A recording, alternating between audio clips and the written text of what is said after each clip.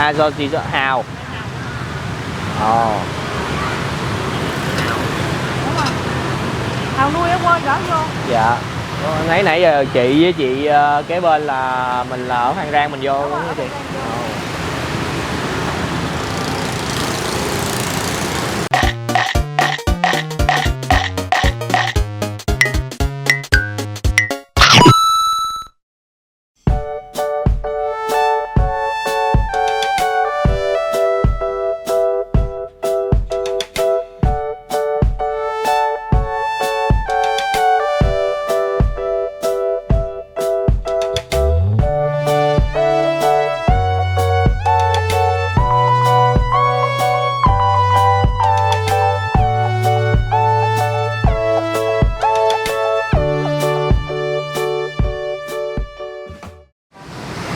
Một cơn mưa đi qua để lại những vũng nước thật là ghê. Hi, xin chào cả nhà, Gia Phú Gia Mèo rất vui được chào đón cô chú, anh chị cùng tất cả các bạn đã đến với VN Food Travel. Hiện tại thì Phú đang ở đường Phạm Văn Đồng. Thì thời gian gần đây thì con đường này gần như là buổi chiều tối rất là náo nhiệt. Từ lúc mà mở đường thì cái con đường này là hai bên đường luôn là rất là nhiều hàng quán mọc lên, rồi những cái hàng quán ăn, quán nhậu hay là những cái quán mà nhạc sập sình cũng mở lên rất là nhiều. Thì ngày hôm nay tụi mình có phát hiện bánh xèo tôm đất Phan Rang. Quán có tên là cô Bốn, bánh xèo cô Bốn Phan Rang. Ngoài ra ở đây có bán bánh căn nữa. Nói chung là theo kiểu Phan Rang. Thì bây giờ chúng ta sẽ vào trong tìm hiểu xem mức giá như thế nào để cả nhà thưởng thức ha. Thì để xe có một vấn đề để xe là mình sẽ chạy vô, mình chia sẻ cho cả nhà là cái dưới đường dưới kia là để xe hơi, thì mình sẽ chạy luồn vô trong cái đường nhỏ rồi mình sẽ đi từ phía sau quán mình đi lên, đó là để xe hơi.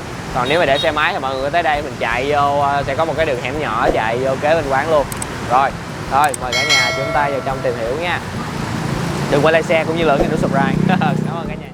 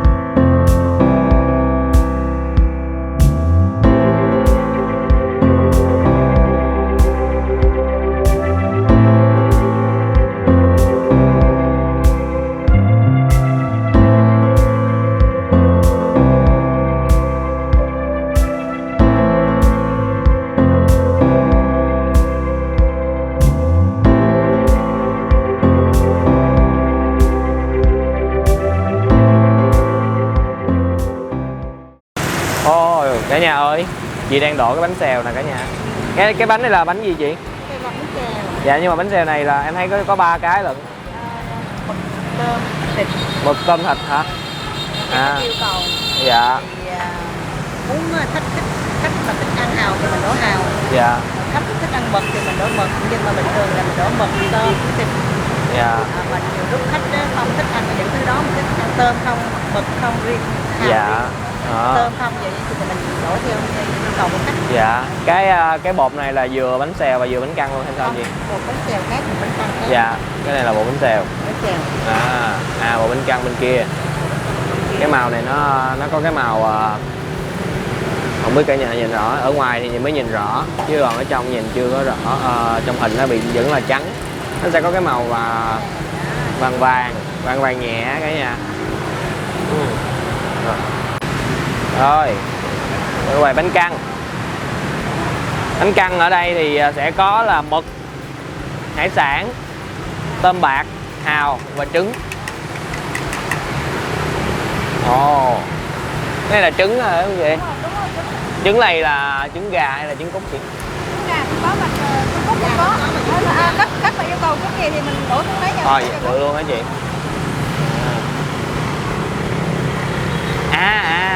thí dụ là gọi là mực thì là trong cái bánh là đã có là vừa có trứng gà vừa có mực luôn. Đúng không? Hôm nay Phú tưởng là cái bánh nếu mà mực không á thì sẽ chỉ là bột và con mực thôi, là có trứng gà trong cái đó nữa. Lúc nào cũng có trứng đó. Dạ. Mà cả nhà nhìn biết không nè, cái con mực to nó tràn cái bánh luôn nữa nha. Rồi đây lại. Đây con hào, đây là con hào nè. Dạ. Hào, đây có hào nữa. Nhưng mà nãy giờ á thì Phú có trước lúc nãy thì Phú có hỏi giá, thì nó bị một cái vấn đề như thế này là giá trên đây là hiện tại là ghi 45. Nhưng mà mấy chị chia sẻ là tại vì anh chủ với chị chủ không có ở đây thì mấy chị sẽ là giá hiện tại là 40 chứ không phải là 45 đúng không chị? Giảm giá cho khách hàng bữa đó là thưởng thức. Dạ là 40.000. 40.000. Cho tới khi nào chị? Cho tới khi mà qua Tết. Qua Tết, Đúng vậy rồi. là qua năm. Là từ giờ đến cuối năm. Từ giờ đến cuối năm á. Tức là cái phần nào cũng 40 hết. Đúng rồi. Chỉ còn trứng thì là còn là bao nhiêu? Trứng là vẫn là giá nó vẫn đi là vậy đồng giá. Dạ trứng là vẫn 35. Còn cái phần 60 này là nhau chị? 60 là nó chưa có tôm đất đặc biệt cho nên vẫn để cho khách ưu ái cho khách là vẫn giá là 40. Cái loại tôm đất đặc biệt là hiện tại là chưa có. Chưa có cho nên vẫn là giá đồng giá là 40 tất cả. Coi như là đồng giá là 40 tất cả nha cả nhà. Đây, mình nhìn lại một lần nữa. Cả nhà hiện tại là đừng theo cái menu này nha. Tại vì coi như là mỗi loại là bây giờ là 40 hết. Cái loại tôm đất đặc biệt này là như cô chia sẻ là như là chưa có mùa, chưa có tôm đúng á. Cho nên là bán mấy cái loại 40 hết. Rồi. Chính rồi này cả nhà ơi. Rồi chị cứ làm đi, Đồng giá 40, tôm, mực. Thí dụ em muốn ăn mỗi loại mà giá là cũng giá 40 luôn đúng không chị? Một phần vậy là mấy cái chị? Là 8 cái, mỗi phần là 8 cái. 8 cái, vậy chị coi như 5.000 một cái. Đúng rồi. Hiện tại thôi nha cả nhà. Mình có thể mình ăn loại thập cẩm được. Đây là cái nguyên liệu chị làm này đúng không chị? Đây là cả nhà. Mực này là tôm và thịt. Mực gì và tôm gì vậy chị? Mực đây là mực ống. Mực ống. Và tôm. Và tôm.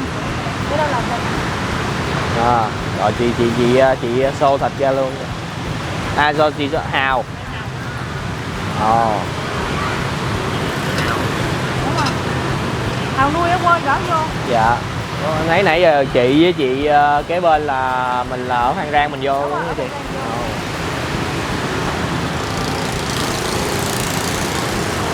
Rồi. Mà cả nhà để ý hai bên luôn, hai cái lò bên đây là lò bánh xèo. Cái nắp. Ủa mà sao thôi để lát nữa làm mình hỏi, bây giờ mình order đi. Hồi nãy là có giá bánh căn rồi. Cái bánh xèo là 40.000 là sẽ mấy cái chị? 4 cái, 8.000 một cái. Giờ 4 cái ở đây em thấy là có 3 loại nhân là tôm bạc, hào với hải sản. Hải sản là mực. Vậy bây giờ vậy bây giờ hai chị đều đổ cho em mỗi thứ là một phần thập cẩm nha, là 40.000. Rồi, coi hai chị đổ luôn. Hình như là cứ bắt đầu nướng là chị mới gấp cái này lên. Đúng rồi. Bây giờ nướng thì chị gấp cái này lên. Dạ. Nướng không nướng thì để cái này xuống. Còn cái nắp này là để chị đi. Dạ.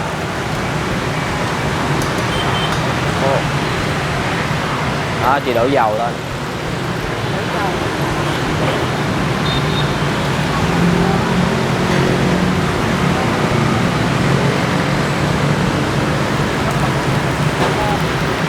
Thịt. Đó. Bánh rang hào thì mình đổ hào. Dạ.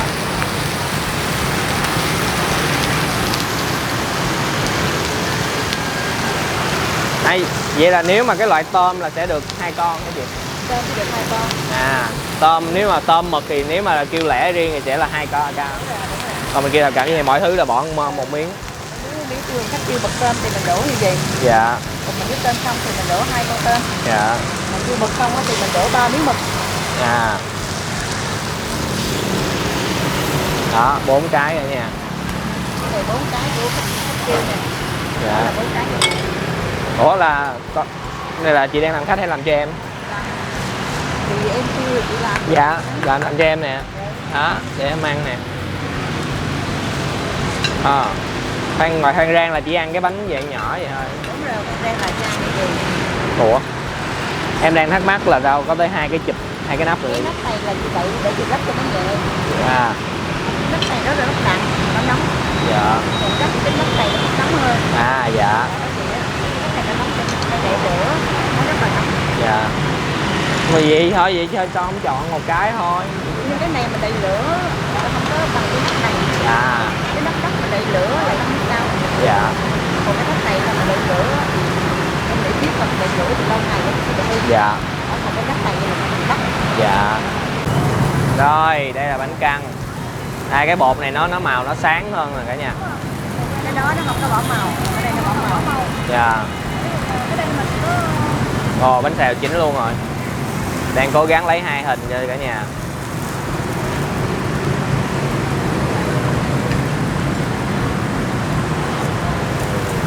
Ồ. cơm nhiều quá. Đó. Cái bánh nào cũng đều có trứng gà. Mình bán từ mấy giờ vậy chị? Từ 3 giờ rưỡi 3 giờ rưỡi đến 9 giờ. 9 giờ. 9 giờ 30.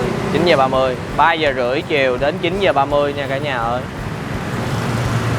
Ở địa chỉ là 491 Phạm Văn Đồng. Lấy rau cho em á. Nãy đầu clip mình quên chia sẻ, một lát mình chia sẻ kỹ hơn. Ở nhà cho em ăn nha. Dạ chắc em ngồi. Ngồi trong nhà cho nó mát đi. Ở trong nhà hả? Ở trong nhà nó mát hơn, nó không bẹt nó mát hơn. Dạ, để em tính chỗ.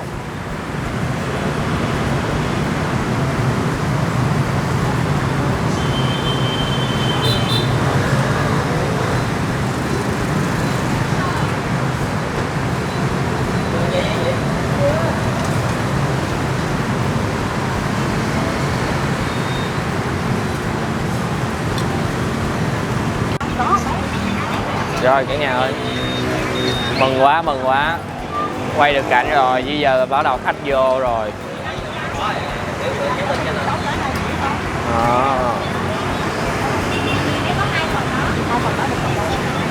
Đây thập cẩm là coi như là 2 mực, 3 mực, 1 thịt, 2 hào, 1 tôm, đó 8 cái 40.000 đúng không chị? Rồi giờ chị bỏ gì thêm vô nè. À.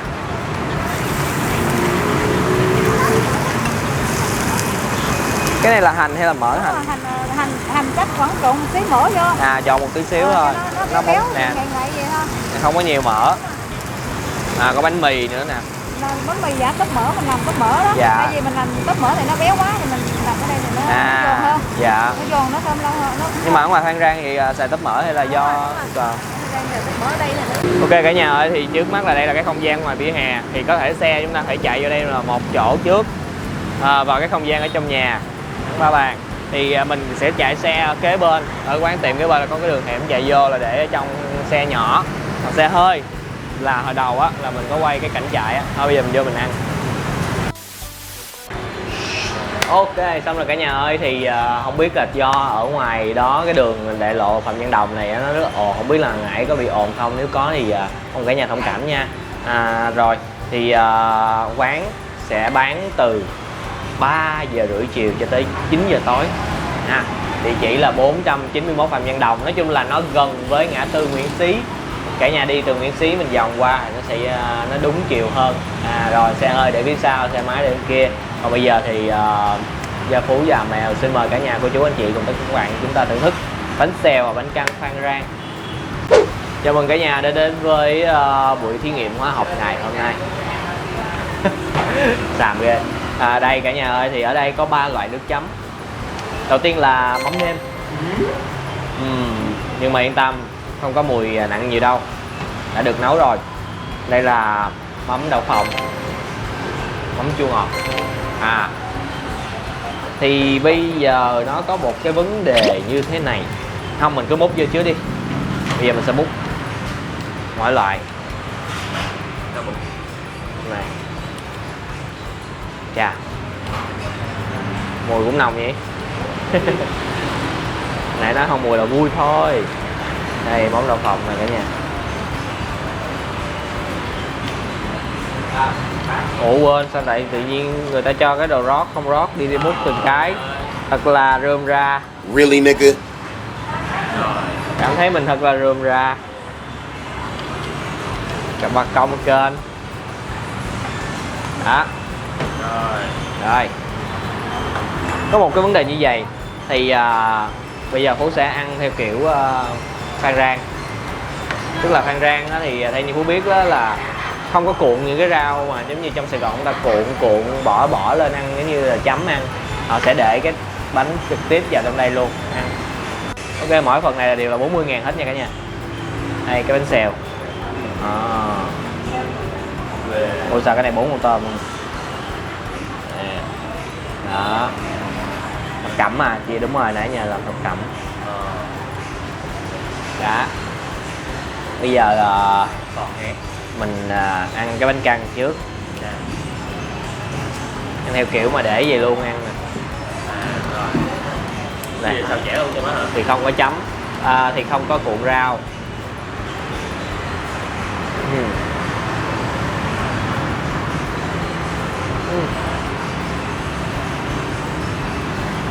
Này mắm nêm. Cái bánh đó rất là mềm dẻo. Mắm nêm, ai thích cái vị đặc trưng thì mình ăn mắm nêm nha. Rồi mắm đậu phộng mình sẽ ăn kiểu dạng gấp ăn trước đi, lát hồi mình cuốn ăn ha. Ăn mực rồi, bây giờ ăn thịt. Mắm đậu phộng. Ăn cái kiểu này thì nó cũng giống như là bữa của mình đi Đà Lạt á, mình cũng ăn cái dạng như nè, cũng là chỉ chấm với nước sốt thôi chứ cũng không ăn rau gì nhiều hết.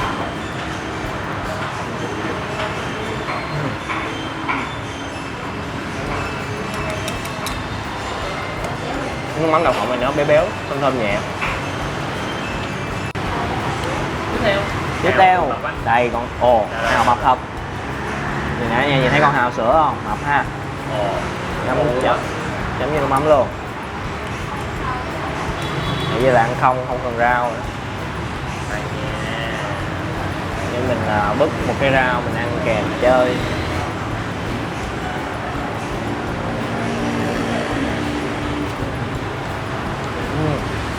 Ăn nguyên cái gì đã rồi á.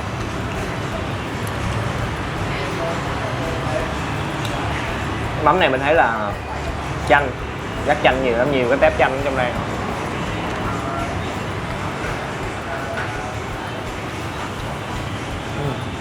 Thơm. Cái mùi mắm á nó không có còn nhiều ở đây, rất là thơm mùi vị chanh luôn. Rồi bánh xèo. Đây từ từ.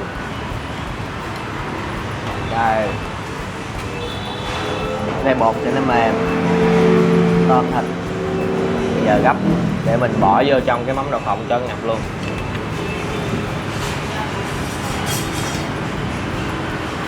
Rồi đây. Trộn ướt gì luôn, ăn kiểu kiểu vậy là tiện nè. Nếu như mà ai mà lười hoặc là cuốn xấu như Phú á, thì mình cứ bỏ vô về mình ăn. Rồi mình cần cái gì thì mình cứ bóc lên miệng rồi mình ăn thôi. Đây bỏ một ít xoài vô đây. Đó, dưa leo, ăn gì cũng là được.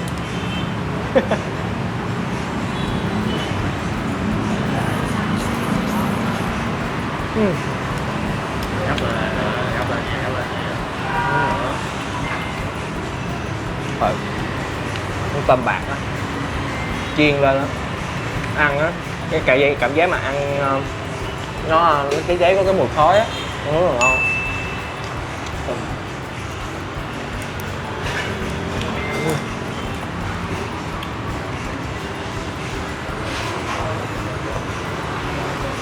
Uống ngàn thấy về ok ha cả nhà. Có một cái phần như vậy 2 người đi ăn coi như mỗi người 20.000, mình cuốn với rau ăn chơi. Rất là rẻ. Có một lỗi nhỏ rất là mất mặt. Nói chung là đây là cái chén mới, cô làm rớt cái chén nó đổ rồi nên là muốn về. Hai loại bánh này sẽ dạng cái độ giòn nè, cả nhà thấy cái độ giòn của cái chiếc bánh xèo này ha, nó sẽ chỉ có một chút xíu thôi. Chủ yếu là hai cái đều mang một cái gọi là mềm dẻo của cái lớp bột. Nếu mà ai thích mà giòn á thì có thể yêu cầu, hoặc là cái điều đó chúng ta có thể khắc phục bằng cách các nguyên liệu ở trên rau đây nè cả nhà. Chúng ta có cái bánh tráng, chúng ta có thể bỏ lên, thì cái bánh tráng này sẽ hỗ trợ cho cái việc độ giòn của chúng ta ha. Đây, rau thì có xà lách, diếp cá, xoài và dưa leo, tía tô. Bây giờ mình sẽ ăn theo kiểu chấm. 3 cái loại nước chấm này rất là vừa phải, vừa vị. Mùi này thì ai cảm thấy nặng mùi mới ấy, chứ còn mùi nó thơm mà. Để sát vô nó ấy. Nó bị nó thơm cái hậu nó mới nồng. Đây, nước mắm. Đây, chấm nước mắm ăn.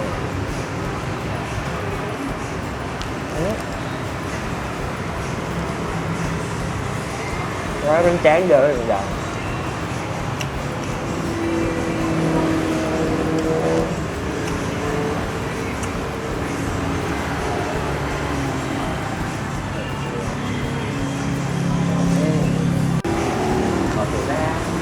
Tôm. Ê, tự nhiên có con này nó bự ha. Giống như tôm càng thế nha. Rồi để Phú sắn ra. Mình sẽ ăn với bánh tráng cuốn tiếp. Nếu phải hãy làm đi. Hãy làm nữa nha. Quận Bình Thạnh lại có lợi rồi.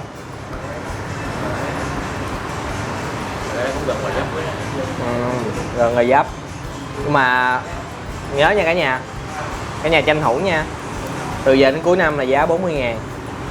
Sau cuối năm thì giật giá leo thang sẽ lên mọi thứ 5.000, 45.000. Cho nên chúng ta nên tranh thủ đi ăn vào lúc này. Đây, cuốn. Cái này nó hơi ấy, tức là hơi dở tay. Vậy chấm từ đậu phộng, mắm đậu phộng chứ. Mắm đậu phộng cũng loãng loãng vậy nè, chứ không phải là dạng sệt nha.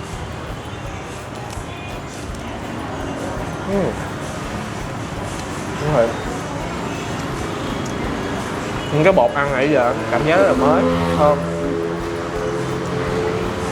Thậm chí là rau, xoài, cũng nhờ. Từ xanh. Điều để nãy giờ quạt máy quạt có gió thổi hơi khô.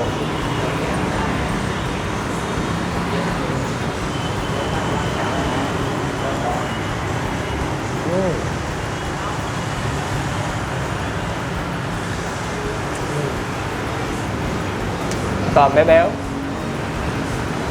thơm mùi vỏ khói. Uống cái này luôn nha, không thể ngăn được quá. Tính ra giờ cái này là 5.000 một cái. Đó thiệt, đó cái bánh nó bể.